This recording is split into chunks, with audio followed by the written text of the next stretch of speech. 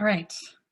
So I'm going to be going through 5 key strategies. It's not the plan itself. Each of you on this call, we would encourage you to write your plan. We don't know what time you have available. We don't know what your specific situation is, but we do know the strategies that we know have worked. So that's what we're focusing on, okay? And the first one, no surprise, is to create a plan. And Marcel's already covered the why behind this, but let me cover 2 reasons, additional reasons why you really want a plan and what might be in your plan. Your plan becomes your weekly or daily and weekly guide. So often when we're starting to job search, we don't have a plan, and so we just start getting busy. And then what happens is the mindset things start to come in and be like, oh, I don't know if I want this, or I'm not eligible for this job, or when am I going to ever find a job? And then we start to go into a tailspin. And what happens is our mindset starts to take over and actually affects our actions. What you want is a plan that will actually keep you on focus. You want a plan before you hit submit on an application. It's never been easier than now to apply to applications. And like Marcel said, like I have clients that will tend, or people that come to me and they'll basically talk about how they hide behind the computer.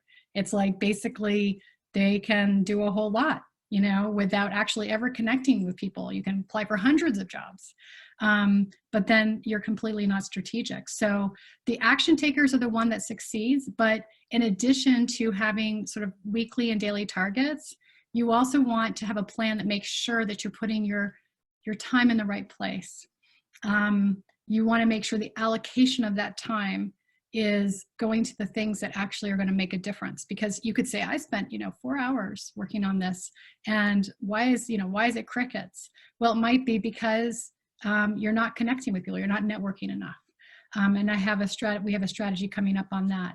So you want to think about the daily and the weekly targets, so that keeps you kind of in the sort of, the turtle in the hare.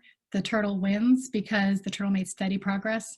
It's the same with job searching. You just make the steady and progress every day, focus on what's in front of you instead of, the big picture, the long term. But also it's like, where are you putting your time? You also want very specific goals, and you have some examples here of some SMART goals, so that what I recommend to my clients is every week having very specific targets. What am I going to get done this week? And some of the strategies that I'm just about to bring up would be the activities that would implement that particular strategy. Okay, so that is number 1. So let's go to strategy number 2. So we've talked about this. This was one of our webinars, which is around targeting. So just as a recap, you want to be very clear about the sectors and the roles that you're aiming toward. Too often people start their resume update and their LinkedIn profile update, and they just start applying for all sorts of positions, and they have some ideas about what they're looking at, but they couldn't answer the question, what are you aiming for? That's what you want to be able to answer. Bigger picture, you're doing this because you want to be clear in all of your communications. I'm not just talking about the LinkedIn profile and resume, but that is included. A lot of the time, and this doesn't just apply to job searching, we assume people know exactly what we think. We have this idea that people are mind readers. They just know what we are thinking. And in fact, people don't know what you are aiming toward. Your next job is, unless it's exactly what you're doing now, and usually it's not, usually when you're moving forward, there's some changes or big changes. You want to make sure that people understand exactly what you're aiming toward. You never want to assume people just know. So you want every connection, every communication, as well as your resume and LinkedIn profile, to speak to where you're aiming. So a lot of the mistake people make is they just put out what they've done. They just show up. The answer is, here's all the things I've done. My resume, here's all the things I've done. You want to be thinking about where you're aiming. As a note, this is really where a short pitch or like an elevator pitch in your conversations can be really helpful. It's something that you put together that you almost memorize, and that becomes something that helps people. It's one of the bonuses in our Find the Job to Fit Your Life package that we'll talk about in a moment. So here are the questions that you want to be sure that you're answering. Which sectors, which titles, what kinds of organizations, and am I clear in my communications? All right, so let's go to strategy number 3. Okay, so the strategy number 3 is around standing out. Now, next week's webinar, the final webinar, is a whole webinar about standing out. So we're going to talk about a bunch of strategies there, but one of the key strategies is standing out in terms of profiling your story. So the bigger picture is you want to tell a story with your resume, your LinkedIn profile, and you're connecting with other people.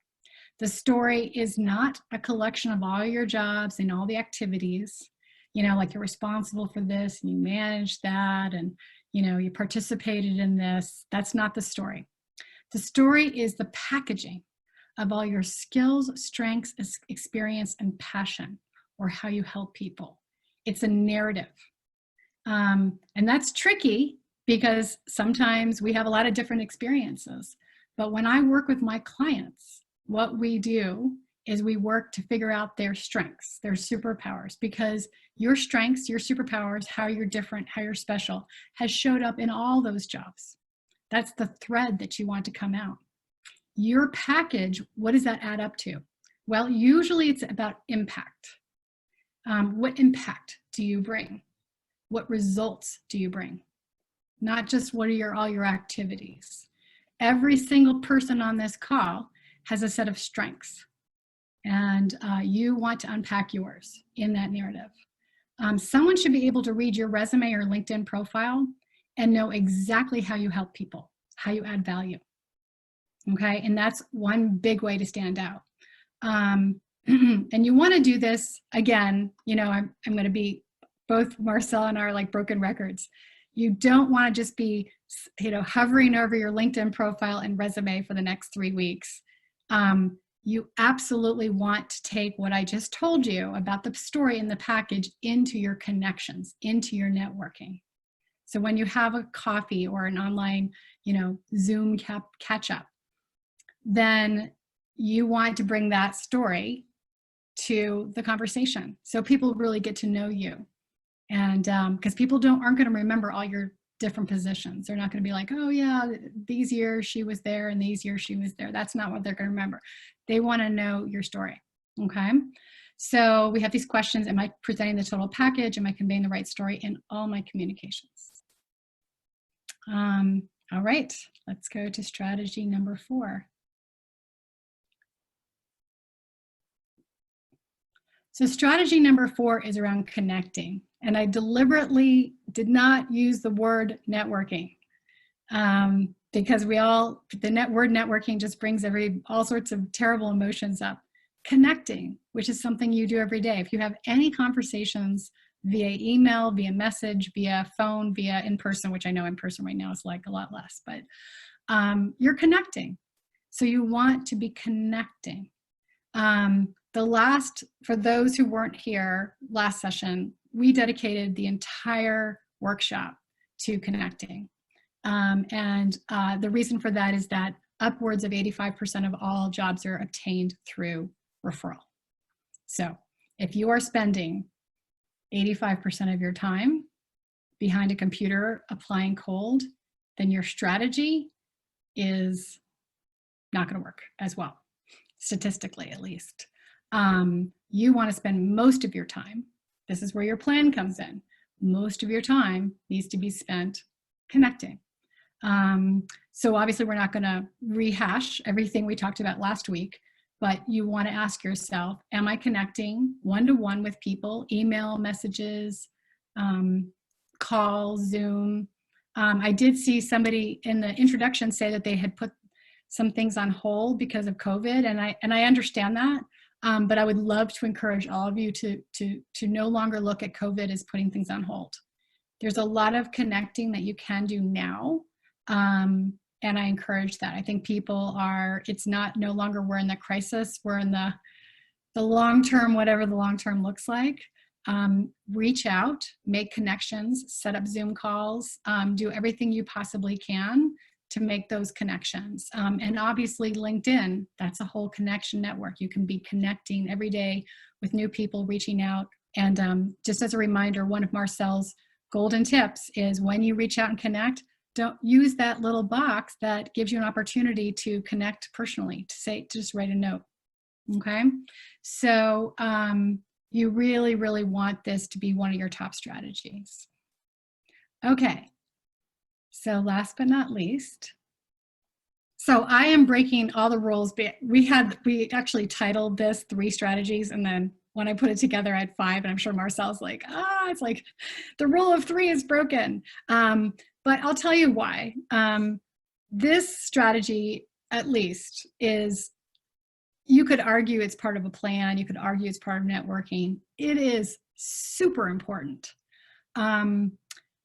Most jobs searches start with a bang and then they fizzle out. And I'm sure there's at least some of you on this call that are like, yep, that's me. We all have great intentions at first, and then we lose steam. And a lot of the steam is lost with you take action and then you hear crickets, right? This is where the persistence comes in. Your key asset is being persistent. And one of the biggest places where people fall down is on the follow-up.